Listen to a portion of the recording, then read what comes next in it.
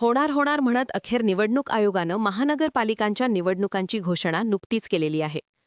राज्य निवडणूक आयुक्त दिनेश वाघमारे यांनी सह्याद्री अतिथीगृहावर झालेल्या पत्रकार परिषदेतनं राज्यातल्या 29 महानगरपालिकांच्या निवडणुकांचा कार्यक्रम जाहीर केलेला आहे.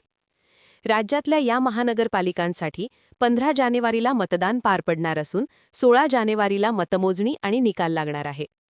महानगरपालिकांच्या निवडणुकांचा संपूर्ण कार्यक्रम कसा असणार आहे, कुठल्या तारखेला अर्ज भरायला सुरुवात होईल, कुठल्या तारखेला अर्ज माघारी घेण्याची अंतिम मुदत असेल, सोबतच जिल्हा परिषदेच्या निवडणुकांचं वेळापत्रक केव्हा जाहीर केलं जाऊ शकतं, एकूण किती महानगरपालिकांच्या निवडणुका होणार आहेत, समजून घेऊयात आजच्या व्हिडिओतनं.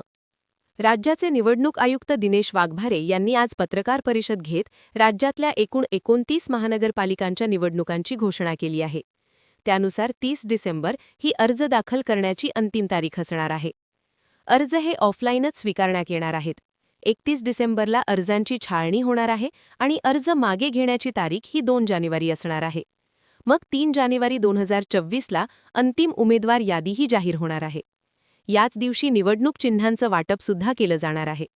त्यानंतर 15 जानेवारीला महानगरपालिकांसाठी मतदान पार पडेल आणि 16 जानेवारीला मतमोजणी होऊन त्याच दिवशी महानगरपालिकांचा निकाल जाहीर करण्यात येईल. राज्यामध्ये एकूण 29 महानगरपालिकांच्या निवडणुका होणार आहेत. यामध्ये विदर्भातल्या 4 महानगरपालिका, मराठवाड्यातल्या 5, पश्चिम महाराष्ट्रातल्या 6, उत्तर महाराष्ट्रातल्या 5 आणि मुंबई व मुंबई परिसरातील एकूण 9 महानगरपालिकांच्या निवडणुका होणार आहेत. राज्यामध्ये नव्याने झालेल्या जालना आणि इचलकरंजी या महानगरपालिकांच्या सुद्धा पहिल्यांदाच निवडणुका होणार आहेत. आता ज्या महानगरपालिकांच्या निवडणुका होत आहेत त्यामध्ये विदर्भातलं नागपूर, चंद्रपूर, अकोला आणि अमरावती या 4 महानगरपालिकांचा समावेश आहे. यापैकी नागपूरची निवडणूक ही महत्त्वाची ठरणार आहे, कारण राज्याच्या मुख्यमंत्र्यांनाच बालेकिल्ल्यात घेण्यासाठी विदर्भातले काँग्रेसचे नेते इथे फिल्डिंग लावताना दिसू शकतात. आता जर आपण मराठवाड्याचा विचार केला तर इथनं एकूण 5 महानगरपालिका आहेत. छत्रपती संभाजीनगर हे नामांतर झाल्यानंतर होणारी ही पहिलीच निवडणूक असणार आहे. एमआयएमचं वाढतं प्रस्थ, शिवसेनेत पडलेली फूट आणि हिंदुत्वाचं राजकारण यावरती इथली निवडणूक गाजणार आहे. त्यासोबतच जालना, नांदेड, लातूर आणि परभणी या मराठवाड्यातल्या महानगरपालिकांच्या निवडणुकासुद्धा येत्या 15 जानेवारीला पार पडतील. पश्चिम महाराष्ट्रातनं एकूण 6 महापालिकांच्या निवडणुका होत आहेत. यामध्ये पुणे आहे, पिंपरी चिंचवड आहे, सोलापूर आहे, कोल्हापूर, इचलकरंजी आणि सांगली, मिरज, कुपवाड ही सुद्धा महानगरपालिका यामध्ये निवडणुकीच्या रिंगणात असणार आहे.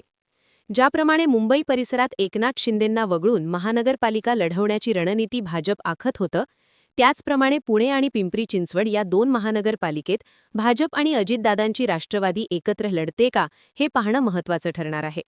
इथल्या महानगरपालिकांमध्ये भाजप एकहाती लढत असेल तर अजितदादांना वगळून आगामी लोकसभा आणि विधानसभेच्या दिशेनं भाजपनं हालचाली आखलेल्या आहेत असं आपल्याला म्हणता येतं. आता सांगलीचा विचार केला तर महाविकास आघाडी एकत्र लढणार अशी घोषणा राष्ट्रवादी काँग्रेस शरद पवार गटाचे नेते जयंत पाटील यांनी केली आहे.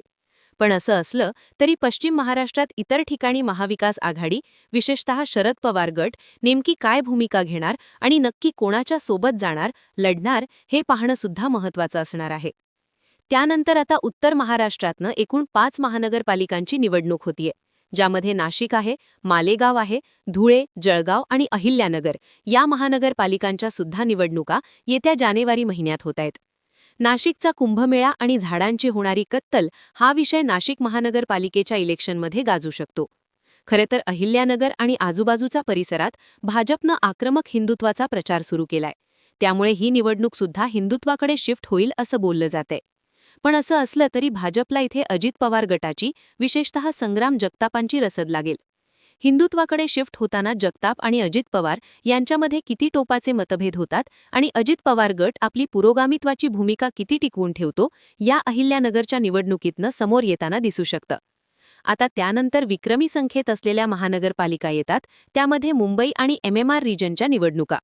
खरं तर इथल्या एकूण 9 महानगरपालिकांच्या निवडणुका होणार आहेत, ज्यामध्ये मुंबई महानगरपालिका आहे, नवी मुंबई, ठाणे, उल्हासनगर, कल्याण डोंबिवली, वसई विरार, भिवंडी, पनवेल आणि नीरा भाईंदर या महानगरपालिकांचा समावेश असणार आहे. आता इथला सगळा डाव रंगणार आहे तो अर्थात मुंबई महानगरपालिकेमध्ये.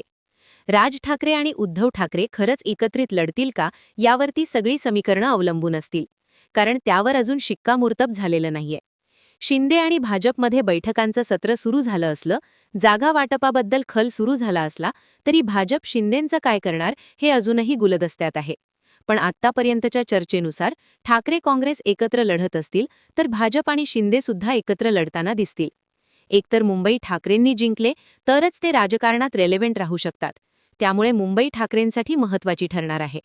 शिवाय कल्याण, डोंबिवली आणि ठाणे इथे शिंदे किती बळ लावतात त्यावरती आगामी लोकसभा आणि विधानसभेत शिंदेंचा पत्ता कट करायचा की नाही हे सुद्धा ठरणार आहे.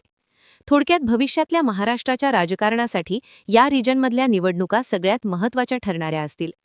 नागपूर, चंद्रपूर, अकोला, अमरावती, छत्रपती संभाजीनगर, जालना, नांदेड, लातूर, परभणी, पुणे, पिंपरी चिंचवड, सोलापूर, कोल्हापूर, इचलकरंजी, सांगली, मिरज, कुपवाड, नाशिक, मालेगाव, धुळे, जळगाव, अहिल्यानगर, मुंबई, नवी मुंबई, ठाणे, उल्हासनगर, कल्याण, डोंबिवली, वसई, विरार, भिवंडी, पनवेल आणि मीरा भाईंदर अशा एकूण 29 महानगरपालिकांच्या निवडणुकांची घोषणा सध्या तरी झालेली आहे.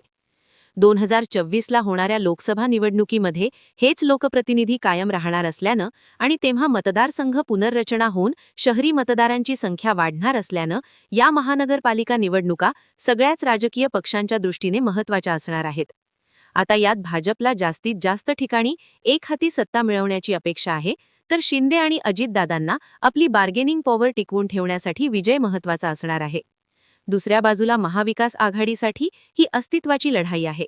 तर राज ठाकरेंची भूमिका ही मुंबई आणि नाशिक या 2 महानगरपालिकांमध्ये निर्णायक ठरणार आहे.